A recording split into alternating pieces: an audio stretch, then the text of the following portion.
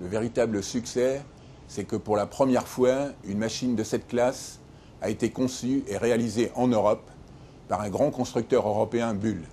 Et ceci est le résultat d'une politique menée sans faille depuis plus de 10 ans par le CEA DAM avec son partenaire.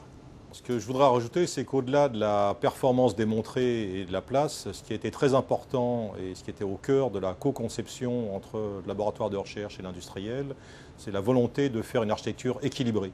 Et cet équilibre est démontré par l'efficacité que nous avons obtenue, qui est sans doute la meilleure au monde. L'Europe, qui avait un très grand retard jusqu'en 2005 dans ce domaine, a réagi par un grand programme d'équipement, mais qui malheureusement n'a fait aucune place au développement des technologies. Seul le CEA DAM, dans ce domaine, a poussé un programme avec son partenaire Bull.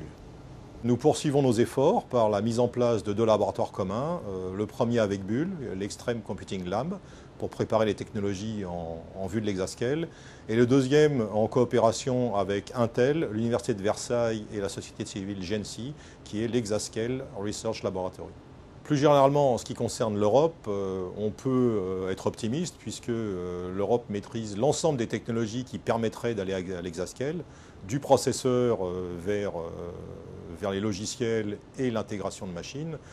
Il faut simplement qu'elle en prenne conscience et qu'elle mette en place un plan à l'instar de ce qui est fait en Chine ou en Russie. Le calcul haute performance est stratégique non seulement pour la défense, mais aussi pour toute notre économie et même notre société. L'Europe représente plus de 35% de ce marché mondial. Il est donc indispensable qu'elle en maîtrise les technologies, ce que nous venons de démontrer avec Terrascent.